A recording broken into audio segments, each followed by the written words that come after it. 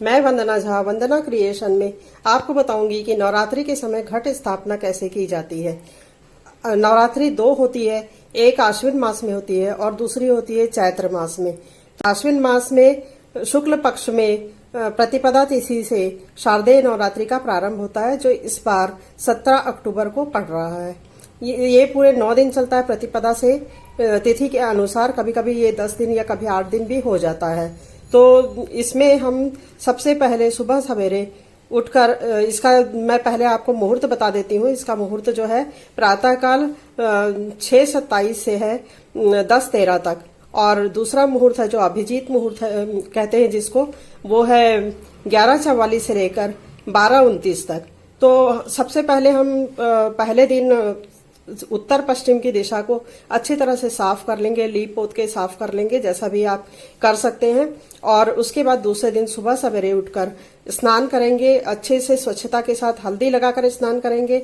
और उसके बाद मन में अच्छे विचार लेकर प्रसन्नता पूर्वक हम स्वच्छ कपड़े पहनेंगे और उत्तर पश्चिम की दिशा में जमीन में अल्पना देंगे। अल्पना देने के लिए हम चावल को पहले दिन से भिगा देंगे और भिगाकर फिर उसको अच्छी तरह से महीन पीस लेंगे और फिर वहां पर हम अल्पना देंगे। अल्पना देने के बाद हम आसनी पर बैठ जाएंगे। तो ये जो अल्पना है, ये देखिए इस तरह से चावल से अल्पना दी जाती है। यदि आप अल्पना नहीं देते हैं तो चौकी जो आजकल सजी सजाई मिलती है उसको भी आप बिछा सकते हैं। अल्पना जमीन में दी जाती है, परंतु क्योंकि मैं टेबल में स्थापना कर रही हूँ इसलिए मैंने चौकी में अल्पना दी है। ये जो अल्पना होती है इसको अष्टदल कहते हैं। ये अष्टदल चावल के पीठे से बनाया जाता है, यानी चावल को भिगाकर पीसकर महीन पीसकर फिर उसको थोड़ा एकदम पतला नहीं करते, थोड़ा गाढ़ा करके और उंगलियों से इसे बनाया जाता है। इसको कहते हैं अष्टदल। इसके साथ में जुड़ा हुआ है ये कमल के फूल जैसा जो है, इसको कहते हैं फूल गोडरा। इसको जोड़कर ही बनाया जाता है और उससे जुड़ा हुआ एक फूल बनाते हैं और नीचे स्वास्तिक बनाते हैं गणेश के लिए। अब हम इसमें लाल कपड़ा बिछा देंगे। तो इन लाल कपड़ों में सबसे पहले हम रखेंगे कलश। कलश के लिए पहले हम यहाँ पर अष्टदल यानी कि हल्दी मिला हुआ चावल या 7 प्रकार का अनाज रखेंगे। और उसके बाद हम रखेंगे ये कलश। कलश आप किसी भी धातु का ले सकते हैं, मिट्टी का भी ले सकते हैं, स्वर्ण, रजत, पीतल, कांसा जिसका भी ले सकते हैं, परंतु स्टील का नहीं लेना है। और उसके बाद हम इसमें डालेंगे 7 प्रकार का अनाज, हल्दी, सुपारी और सिक्का। तो हम ये डाल देंगे और इसके हम ऊपर तक इसमें रोली, गुलाल, हल्दी डाल देंगे और ऊपर तक पानी भर देंगे, उसमें गंगा जल भी भर देंगे। और ये मैंने 2 रखा है, आप 1 भी रख सकते हैं, ऐसा कोई जरूरी नहीं कि 2 रखें। और इसको हम ऊपर तक पानी इसलिए भरते हैं क्योंकि इससे समृद्धि आती है। इसमें हम मौली धागा बांध देंगे, इसमें भी बांधेंगे, इसमें भी। और इस तरह से आम का पत्ता रखेंगे, इसमें हल्दी और लाल रंग लगा देंगे, ये हल्दी या गुलाल लगा देंगे और इस तरह से हम इसको सजा देंगे। ये हम दीप रखेंगे, इसमें भी ऊपर तक पानी भर देंगे, दीप रखेंगे, दीप में बत्ती रखेंगे। तो ये दीप में हम डालेंगे घी, शुद्ध घी गाय का, या फिर हम डालेंगे तेल। तो तिल का तेल डालेंगे और हो सके तो तिल का ही तेल डालेंगे। इसके अलावा हम मिक्स कभी भी नहीं डालेंगे, कोई भी चीज मिक्स करके नहीं डालना है। फिर हम रखेंगे देवी की प्रतिमा, यानी कि उसका फोटो भी रख सकते हैं। मेरे पास मूर्ति है तो मैंने ये रखा है। सिंहासन रखेंगे, देवी रखेंगे और ये मेरे पास देवी है तो मैंने ये रखा है। तो इसको रख लेंगे और इसके बाद फिर हम घट स्थापना करेंगे। घट स्थापना के लिए हम लेंगे, देखिए इस तरफ देवी के राइट हैंड साइड की तरफ ये कलश रखते हैं और लेफ्ट हैंड साइड यानी कि दाहिने हाथ की तरफ हम पानी वाला कलश रखेंगे जो अखंड ज्योत होता है, और बाएं हाथ की तरफ हम ये वाला कलश रखेंगे जिसमें नारियल रखेंगे। तो इसमें हम डाल देते हैं मिट्टी और फिर इसमें हम डालेंगे जौ। मिट्टी में हम 3 लेयर करके जौ डालेंगे। जैसे जौ को हम अंकुरित करेंगे, मैं अभी नहीं डाल रही हूँ, आपको बता रही हूँ। इसको अंकुरित करेंगे, मिट्टी में हम जौ डालेंगे और फिर मिट्टी डाल देंगे, फिर जौ डालेंगे, फिर मिट्टी डालेंगे, फिर जौ डालेंगे, फिर मिट्टी डालेंगे। इस तरह से 3 लेयर में हमको ये डालना है। और इसके बाद हम इसको अच्छी तरह से, इसमें हमको एक कलश लेना है, इस कलश की स्थापना करनी है। इस तरह से हम कलश लेंगे, इसमें हम स्वास्तिक बनाएंगे और फिर इसमें हम चुन्नी, मौली धागा बांध कर रखेंगे। इसके अंदर भी हम 7 प्रकार का अनाज, सिक्का, हल्दी, सुपारी और कौड़ी वगैरह जो भी आपके पास हो समृद्धि का प्रतीक वो इसके अंदर डालकर रखते हैं। ये याद रखना है कि ये गिरना नहीं चाहिए, ये भी अच्छी तरह से हमको जमा कर रखना है। इसके नीचे भी हम अष्टदल यानी कि हल्दी लगा हुआ चावल या फिर 7 प्रकार का अनाज रखते हैं। चुन्नी को मौली धागा से लपेट कर रखना है। चुन्नी ऐसे भी रख सकते हैं, कई लोग आड़ा रखते हैं चुन्नी को। इसके ऊपर आप चाहे तो दिया रख सकते हैं, उसके ऊपर दिया या ढक्कन आपने जिस भी धातु का लिया है, और उसके ऊपर चुन्नी को हम आड़ा भी रख सकते हैं। यदि हम आड़ा रखते हैं तो हमको ये ध्यान रखना है कि 3 जो रहते आंखें रहती है वो वाला साइड हमारी तरफ होना चाहिए और दूसरा साइड उस तरफ होना चाहिए। तो ये हमने इस तरह से स्थापना कर दी है। और इसके बाद हम रखेंगे एक पान का पत्ता। पहले हम इसमें डालेंगे चावल, जो कि नवग्रह की स्थापना करेंगे। हम नवग्रह की स्थापना के लिए हम चावल डालेंगे। इस तरह से हम 9 चावल की ढेरी बनाएंगे।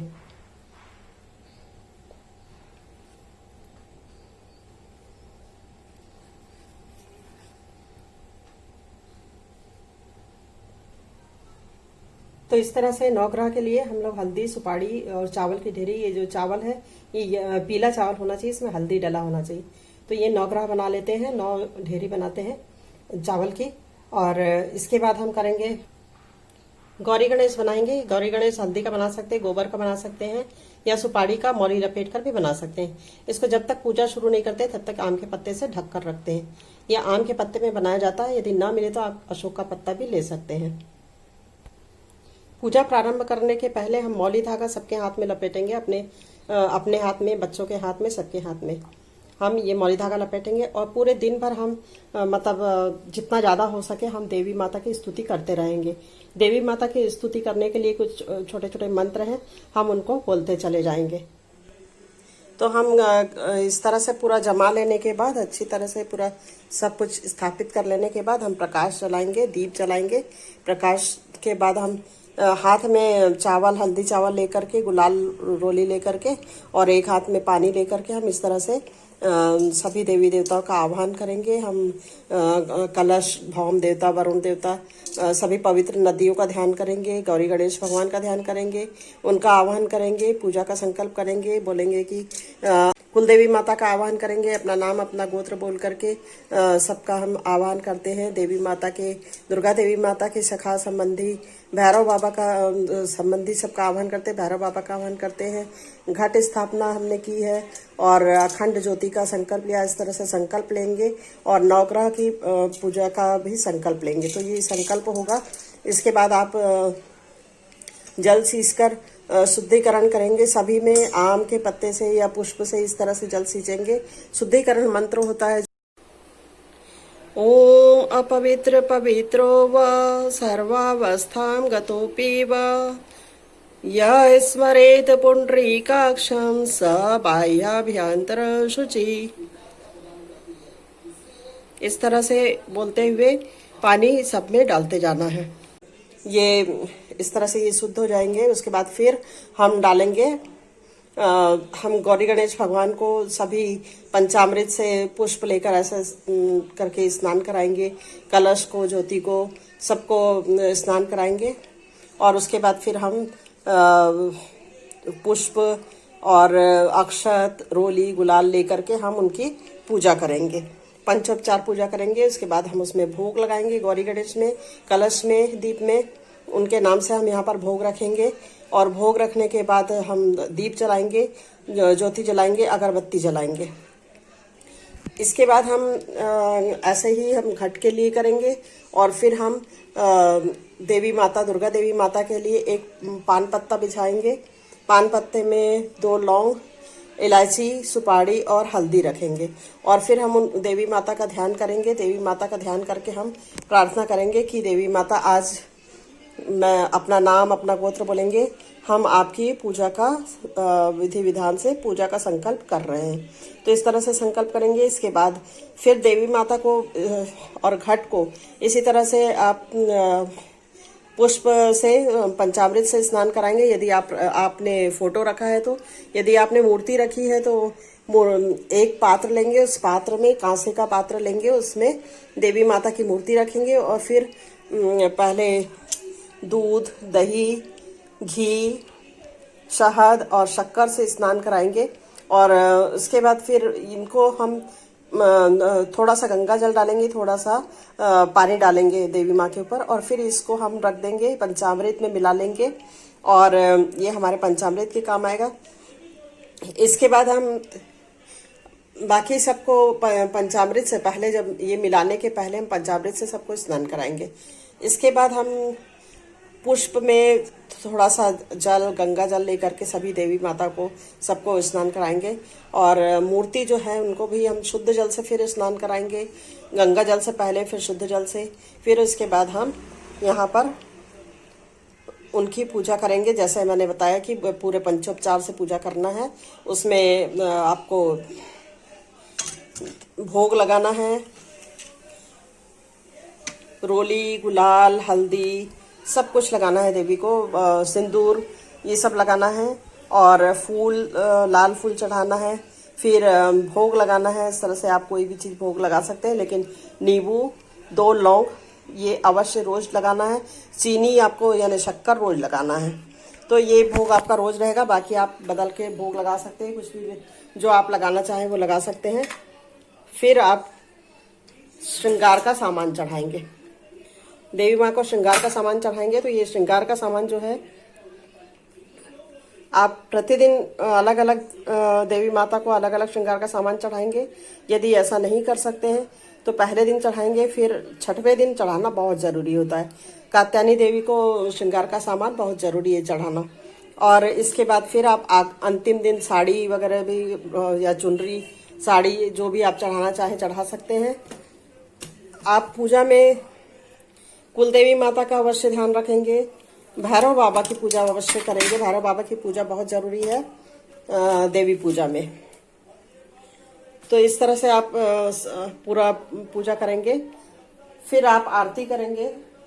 आरती करने के लिए हम लेंगे एक कांसे की थाली, उसमें हम बनाएंगे स्वास्तिक, और स्वास्तिक बना के जो सफेद फूल मैंने रखा है वो भैरव बाबा को चढ़ाएंगे, लाल फूल देवी माता को चढ़ाएंगे, गुड़हल का लाल फूल चढ़ता है उसमें।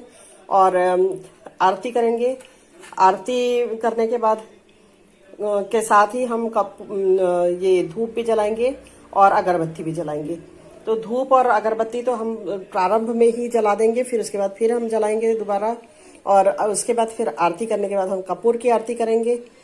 तो इस तरह से आरती में हम अम्बे माता की आरती करेंगे। उससे पहले हम कथा कहेंगे, लेकिन कथा मैं इसमें नहीं कर रही क्योंकि वीडियो लंबा हो जा रहा है। तो ये जो हम आरती करने से पहले नवग्रह की पूजा करेंगे, तो सब नवग्रह में जैसे इस तरह से नवग्रह जो रखे हैं सब में रोली, गुलाल सब कुछ चढ़ाना है, पूजा करना अच्छे से उनका पंचोपचार। और आरती के बाद यानी उस दिन की पूजा हुई, लेकिन अंतिम दिन प्रतिदिन ऐसे ही पूजा करना है। जोत अखंड जलना चाहिए, जोत को बुझने नहीं देना है। और अंतिम दिन चना, पूड़ी और खीर बनाना है। चना, पूड़ी, खीर का भोग देवी माता को बहुत पसंद आता है, तो हमको चना, पूड़ी, खीर का भोग बनाना है। और अच्छे से साड़ी वाड़ी चढ़ा करके और उसके बाद हवन करना है। तो हवन करने के लिए हमको जो हवन की सामग्री चाहिए, और ग्रह के लिए हमको उड़द दाल चाहिए। देखिए, काली उड़द और दही। तो हवन की सामग्री तो कहीं भी बाजार में मिल जाती है। हवन की सामग्री बोलो तो सब कुछ मिल जाता है। तो हवन की सामग्री और में आपको चावल मिलाना है। जैसे ये इस तरह की सामग्री होती है, इसमें आपको चावल मिलाना है। और जौ, शक्कर, तीली, काली तीली ये सब आवश्यक होता है। तो मिला करके हवन करना है।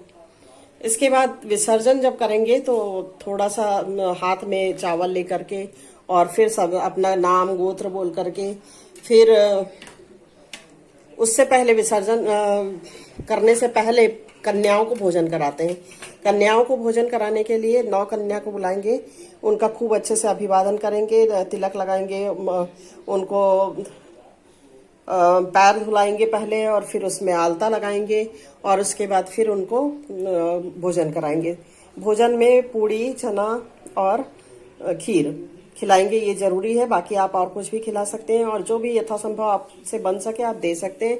यदि आप नहीं खिला सकते हैं तो कोई भी चीज, मीठी चीज उनको खिलाना जरूरी होता है नौ कन्याओं को। तो इस तरह से पूजा कर लेते हैं। पूजा करने के बाद, ये हवन करने के बाद, भोजन खिलाने के बाद विसर्जन करना है। तो हाथ में थोड़ा सा चावल लेकर के और सिक्का लेकर के संकल्प करना है।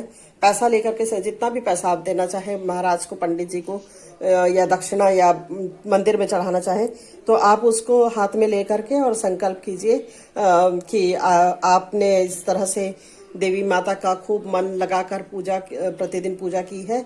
और आप जैसे भी आपने व्रत किया, उपवास किया है, जो भी है आपने किया है वो बताइए और अपने मन की इच्छा बताइए। और उसके बाद फिर प्रतिवर्ष करना चाहते हैं तो वो संकल्प लीजिए और उसके बाद आप उसको छोड़ दीजिए पात्र में और फिर आप इसको थोड़ा सा हिला दीजिए चौकी को।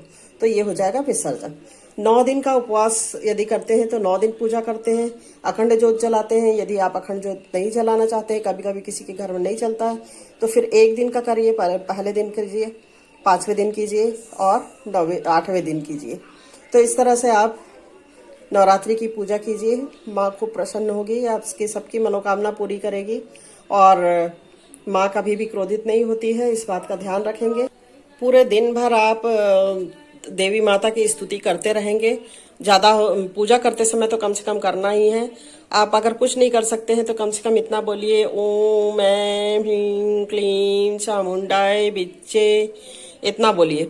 और अगर आप देवी माता का नाम जानते हैं तो उसके साथ में नाम भी बोलिए, जैसे ओम ऐं ह्रीं क्लीं चामुंडाय विच्चे सरस्वती देवै नमो नमः। ओम ऐं ह्रीं क्लीं चामुंडाय विच्चे लक्ष्मी देवै नमो नमः। ओम ह्रीं ह्रीं क्लीं चामुंडाय विच्चे दुर्गा देवै नमो नमः। यदि आप इतना नहीं बोल सकते हैं तो कम से कम ओम दुम दुर्गाए नमः ये भी बोल सकते हैं। इस तरह से दुर्गा के स्तुति करते रहिए, प्रार्थना करते रहिए, सबके लिए अच्छी मनोकामना करते रहिए।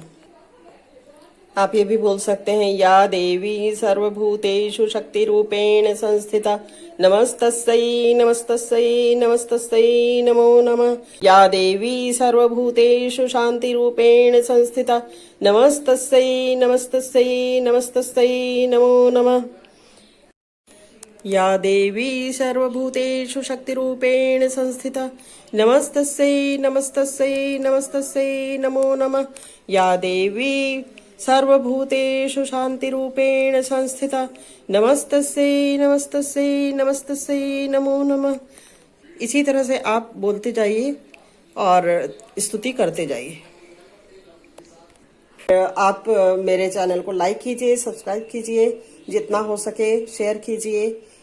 और कथा का वीडियो मैं अलग बना रही हूँ तो उसको भी आप देखिएगा, कथा सुनिएगा।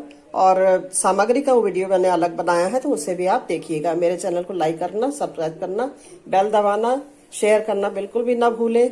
मेरे पेज को भी लाइक कीजिए।